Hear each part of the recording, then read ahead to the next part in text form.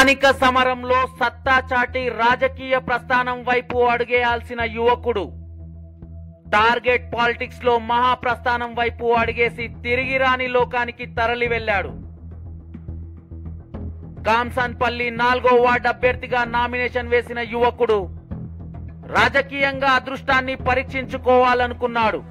రాజకీయం ఆడిన చదరంగంలో నామినేషన్ ను ఉపసంహరించుకోవాలని వచ్చిన ఒత్తిళ్లను సైతం లెక్క చేయకుండా ఊహించని పరిణామాల నడుమ గ్రామ పంచాయతీ ఎన్నికల వేళ అర్ధాంతరంగా తనువు చాలిస్తూ సోలిపూర్ శివారు రైలు పట్టాలపై నేల కొరిగిన ఘటన రంగారెడ్డి జిల్లా షాద్ నగర్ నియోజకవర్గంలో సంచలనంగా మారింది.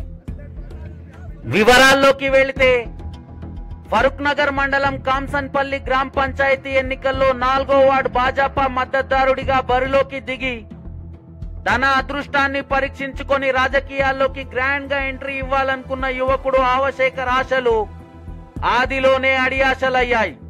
రాజకీయం ఆడిన చదరంగంలో కుదేలైన యువకుడు నామినేషన్ ను ఉపసంహరించుకోవాలని వచ్చిన ఒత్తిళ్లను సైతం లెక్క చేయకుండా రాజీ లేని పోరాటం చేసినప్పటికీ ఎదురైన సవాళ్లు ఊహించని పరిణామాల నడుమ అర్ధాంతరంగా తనువు చాలించి ఆత్మహత్య చేసుకోవడం పెను సంచలనంగా మారింది. స్థానిక సంస్థల ఎన్నికల వేళ యువ నాయకుడి పొలిటికల్ జర్నీ కాస్త డెత్ జర్నీ వైపు టర్న్ తీసుకోవడంతో కాంసన్పల్లి గ్రామంలో పాలిటిక్స్ కాస్త నివురు గప్పిన నిప్పును రాజేసినట్లయింది. చూడాలి మరి పొలిటికల్ యువ కిషోరం ఆవశేఖర్ ఆత్మహత్యకు దోహదం చేసిన అంశాలేంటి, పొలిటికల్ గా ఆ వార్డులో ఆయన ఇమేజ్ ఎవరికి డ్యామేజ్ చేసేలా మారింది, నామినేషన్ ఉపసంహరణతో రాజకీయంగా ఎవరికి లాభం చేకూరనుంది అనే ప్రశ్నలు వెంటాడుతున్న వేళ గ్రామంలోని పెద్ద మనుషులు అడుగడుగున అడ్డుకట్ట వేస్తూ బెదిరింపులకు పాల్పడడమే బలవన్మరణానికి బలమైన కారణమా, లేక ఎలాగైనా అడ్డు తొలగించాలని హత్యా నేరానికి ఒడిగట్టారా అన్న గ్రామస్తుల అనుమానాలను నివృత్తి చేసేలా పోలీసులు నిష్పక్షపాతంగా అన్ని కోణాల్లో దర్యాప్తు వేగవంతం చేసి వాస్తవ కోణాన్ని బయట పెట్టాలని, బాధిత కుటుంబానికి న్యాయం చేసేలా చర్యలకు ఉపక్రమించాలని, దోషులను కఠినంగా శిక్షించాలని ఆగ్రహంతో ఊగిపోయారు. చూద్దాం ఆవశేఖర్ మృతదేహం కాంసన్పల్లి గ్రామానికి చేరుకున్న అనంతరం ఎలాంటి పరిణామాలు చోటు చేసుకుంటాయి. నామినేషన్ ఉపసంహరణ గడువు గుర్తులు కేటాయింపుకు ముందే గ్రామంలో సినీ థ్రిల్లర్ ను తలపిస్తున్న లోకల్ వార్ కు ఎలాంటి ఎండ్ కార్డ్ పడుతుంది. వెయిట్ అండ్ వాచ్, చూస్తూనే ఉండండి సీమై టీవీ.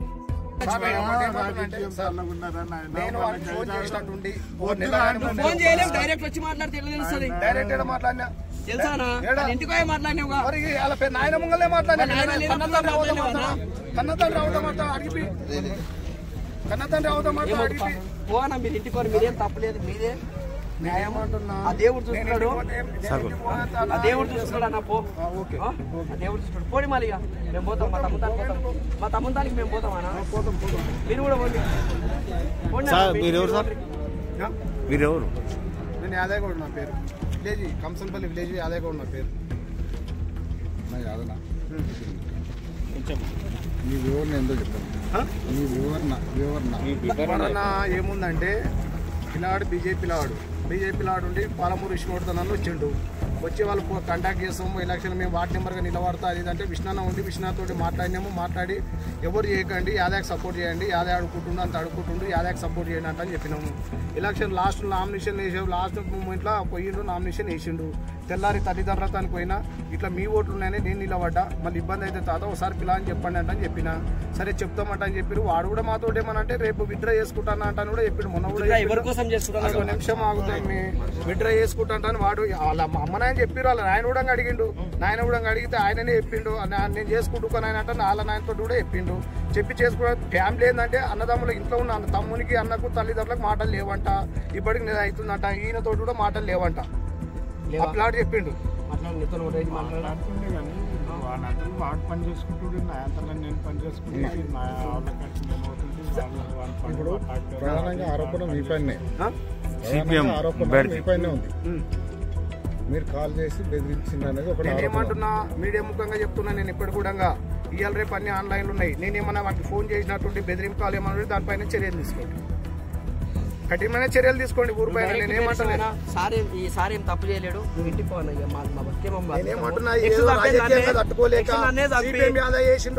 నన్నే కొట్టించిండు 3 ఏళ్ల కింద. నువ్వే ఉన్నావు సార్ అప్పుడు, ఎస్ఐ సార్ మీరే ఉన్నారు, విజయ్ సార్ నన్నే కొట్టించినావు. శంషాబాద్ జైలుపల్లి నుంచి శంషాబాద్ దాకా నన్ను కొట్టించిండు సర్కారులను పెట్టి. తర్వాత పోలీస్ స్టేషన్ పోలీసులతో కొట్టించిండు. బస్ స్టేషన్ మా తమ్ముడు చంపించిండు. మా తమ్ముడు బెదిరించాక మా తమ్ముడు చచ్చిపోయిండు. కానీ ఈయనదేం తప్పు లేదు. ఈయన వెళ్ళిపోయాడు. నెక్స్ట్ చచ్చిపోయింది నేనే సార్.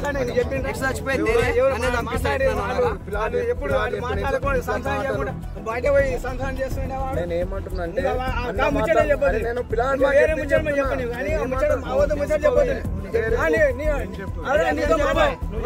సంసారం ఏంటో వాడే వాడే నడిపించిన వాడిని మాట్లాడని చెప్తాను. నువ్వు ఉల్టా మాట్లాడతావు.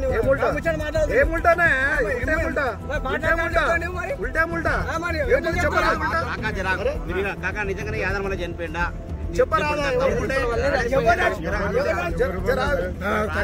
చచ్చిపోలేదు. కాకపోతే వాడు వేసిన దగ్గర మాత్రం నాకు కూడా తెలియదు ఎందుకు వేసిన బిడ్డ. మనం పేదోళ్ళము, వీడికే మనకు అప్పులు ఉంది, డాక్టర్ ఉన్నది, పిల్లలు ఉన్నది, అవి నడుపుకొని చేసుకుందాము. వద్దు ఎందుకు వేస్తే నీ పిల్లలు మాట్లాడినావో ఎవరు మాట్లాడినావో వద్దు అంటానంటే, సరే నాయన ఉండనైతే ఉండనంట అని. సరే బిడ్డ ఉంటేమనే కానీ నువ్వు ఎవరి దగ్గర పోకు, ఓటు అడిగితే నిజానంగా అడుగుతూ చేసుకోని పొద్దుగాల్లో కూడా చెప్పి. కాకపోతే షాద్నార్ వచ్చినట్టు షాద్నార్ వచ్చి ఈ పని అయిన దగ్గర నాకు తెలియదు నాయన, దండం చేయమంటే చేస్తా. కానీ నేను ఏమైనా ఒత్తిడి చేసినా ఒత్తిడి ఆయన అడుగుదాము.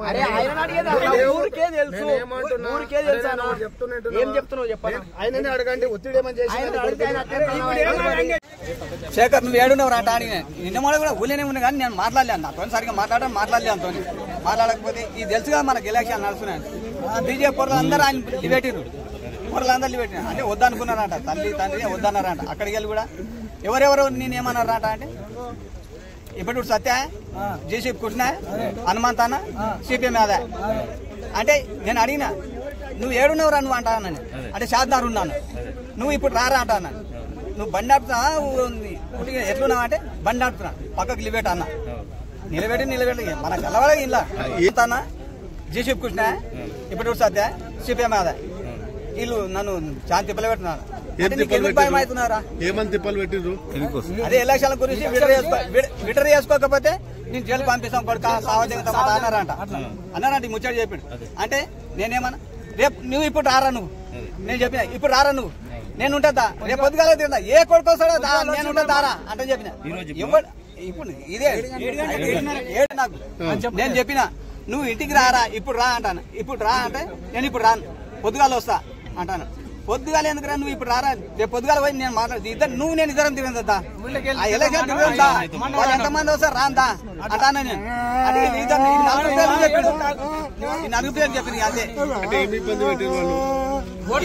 నువ్వు విడర్ చేసుకోరా, నువ్వు విడర్ చేసుకోకపోతే నేను సావధికం జైలు పంపిస్తాం అంటాను. 2 సార్లు చెప్పింది. ఇక నేను కట్ చేసిన ఫోన్. అలా మాది కంసన్పల్లి. ఆ పిల్లగాడు శేఖర్ అని బీజేపీ నుంచి అతను కూడా కాంటాక్ట్ చేసిండు వార్డు నెంబర్కి, 4వ వార్డు నెంబర్కి. ఫస్ట్ సిపిఎం యాదవ్ వేసిండు, సెకండ్ మున్వర్ వేసిండు, థర్డ్ నేను వేసిన, 4th అతను కూడా వేసిండు. కానీ 3 రోజుల నుంచి వాడు నా దగ్గర కూడా వచ్చిండు. నిన్న నైట్ వచ్చి కాక ఇట్లా సతాయిస్తారు అంటే ఎవరు సతాయిస్తారు అంటే పలానా మంచి సతాయి అంటే ఎందుకంటే నేను డిప్యూటీ నువ్వు తప్పుకుంటే మా ఆవాళ్ళ ఓట్లు మొత్తం నాకు సాలిడ్ పడతాయిరా, నేను డిప్యూటీ సర్పంచ్ అయితే మీరు పక్కకి తిరిగి తప్పుకోరని చెప్పి వాడిని కొంచెం ఇబ్బంది పెట్టినట్టు. ఎవరు వ్యక్తి అంటే సిపిఎం అయినట్టు ఆయన ఫస్ట్ చేసిన ఆయన. అరే ఎవరు అదృష్టం ఉంటే వాళ్ళకి గెలుస్తారా, మీరు అవన్నీ ఏం చేసుకోకండి. అని అట్లా కాదు, ఎవరి సాధ్యమైనదో వాళ్ళు గెలుస్తారు. ఓటం అనేది ఓటర్లు నిర్ణయిస్తారు. మన గెలుపు ఓటం అనేది ఓటాలు అడుకోవాలి. ఓటాలు నిర్ణయిస్తారు, జనాలు నిర్ణయిస్తే మనం వార్డు నెంబర్ అవుతామా, లేకపోతే సర్పంచ్ అవుతామా, లేకపోతే ఎమ్మెల్యే అవుతామా, ఆ తర్వాత విషయం అదంతా. ఎందుకంటే ఇది కరెక్ట్ కాదు.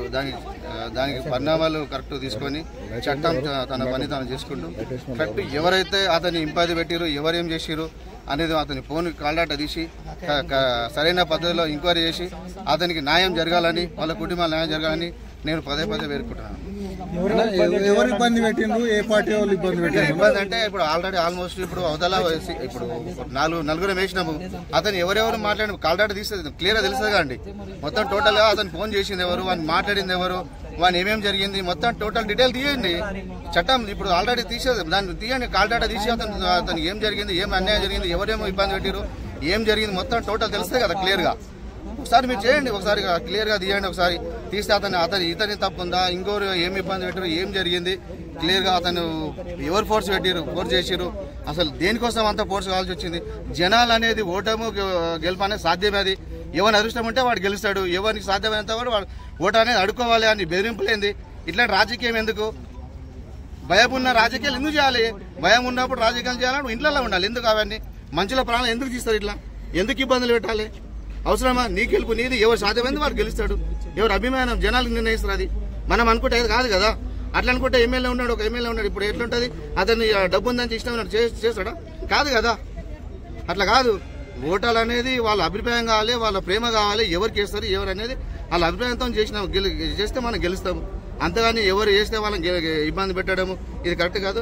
మీరు కరెక్ట్ ఎంక్వైరీ చేసి దాని కఠిన చర్యలు తీసుకోవాలని మీ అందరికి, మీ మీడియా మిత్రులకి అందరికి విజ్ఞప్తి చేస్తున్నాం. మీకు ఎవరి అనుమానం ఉంది? ఏ పార్టీకి వెళ్ళి ఇబ్బంది?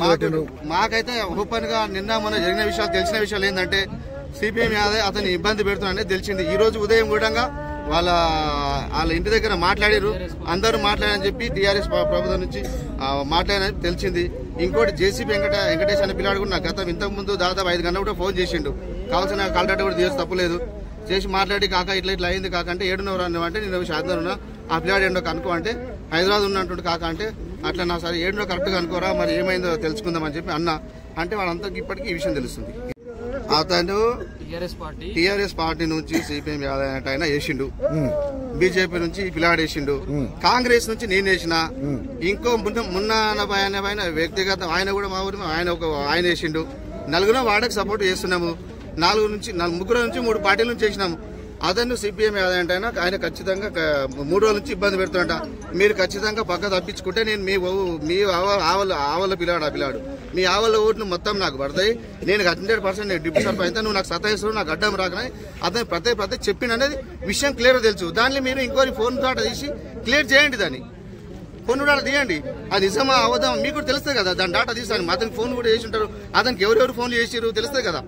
క్లియర్ తీసుకోండి ఒకసారి క్లియర్ గా.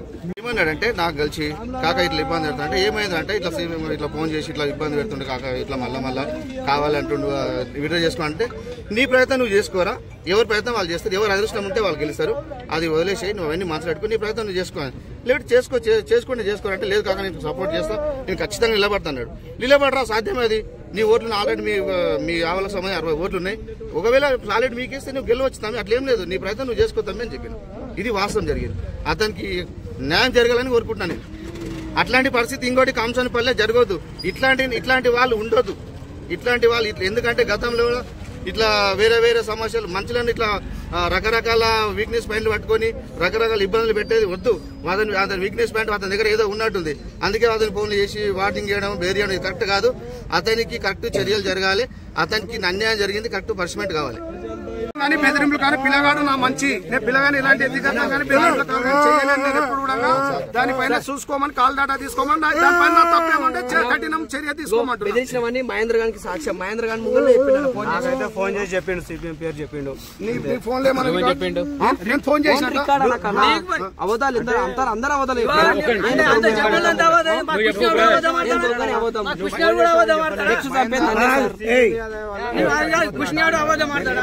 మహేందర్ నేను ఫోన్ చేసిన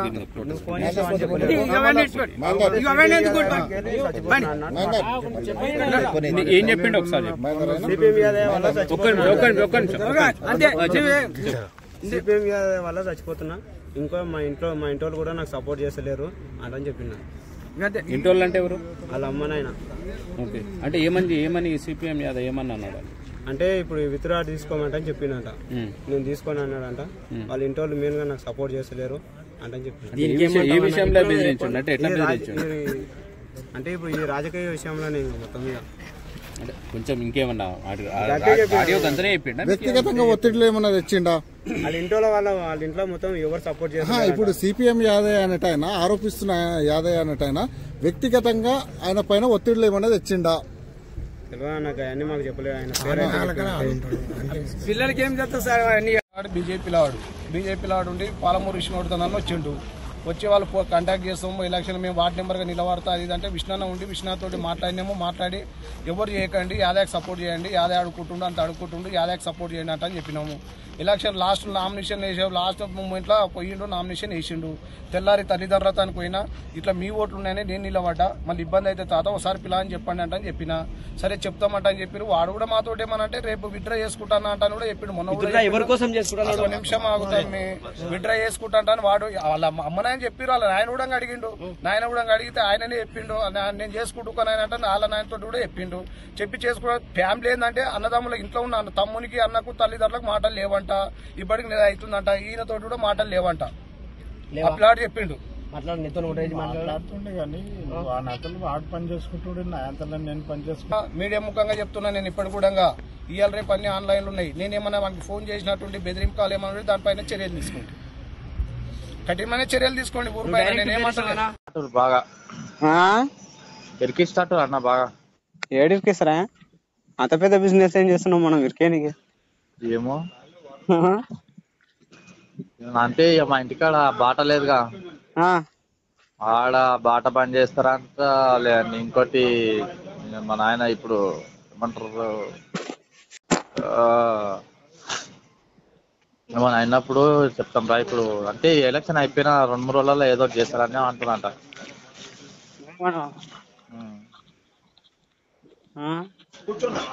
ఎలక్షన్ అయిపోయిన ఏదో చేస్తారంట. అదే నువ్వేమన్నావు అన్న? మరి నేనేమనలేదు, నేనైతే విత్డ్రా తీసుకున్నాను, విత్డ్రా మాత్రం తీసుకోవాలని చెప్పిన. అంటే అట్లా సరే సరే. ఎవరెవరు వచ్చారా? ఏం మా వాళ్ళని పిలిచినట్టే, మా కృష్ణ వెంకటేశ్వరని మాట్లాడుతురా అంట అన్నారు. అంటే ఫస్ట్ నేనే పిలిచిన, నేనే మాట్లాడము నేను విత్డ్రా తీసుకోమని అంటే నేను తీసుకోనని చెప్పిన. విత్డ్రా తీసుకోకపోతే మన మనోళ్ళ అందరితో మాట్లాడదాం రా, మరి పిలిచి ఏమంటారా ఏమంటారు అని అన్ని మంజక్క ఇట్లా అందరం పిలిచి మాట్లాడితే మీరు అందరు సపోర్ట్ చేస్తే గెలుస్తారు కాక, ఎందుకు గెలవాడు, ఆల్రెడీ ఓట్లు వేసినాం, మాట్లాడి మాట్లాడి అంతా మాట్లాడి ఇప్పుడు మాక్సిమం ఓట్లు మన కాకి మనం వేసుకున్నా సింపుల్ గా గెలిచిపోతాము అని అన్నారు. అంటే గెలుస్తాం కానీ మాట ఇచ్చినాం రా అంటే, సరే మీ మాట ఇచ్చి ఇష్టం కాక మరి చేస్తామంటే ఏంటి లేదంటే సభాగం నుండి అని చెప్పిన. అంటే విద్య మాత్రం తీసుకోవాలి, నీ ఇష్టం రా, మరి చెప్పకాడికి చెప్తున్నాం విద్య తీసుకోమని, ఇష్టం అది అని అంటారు. అంటే ఏరంట ఇంకొకటి వేరే వాళ్ళు ఏమంటారు అంటే మా వాళ్ళే. నేను ఒక 10 నిమిషాలు నేను ఫోన్ చేస్తాను, ఒక్క నువ్వు నాకు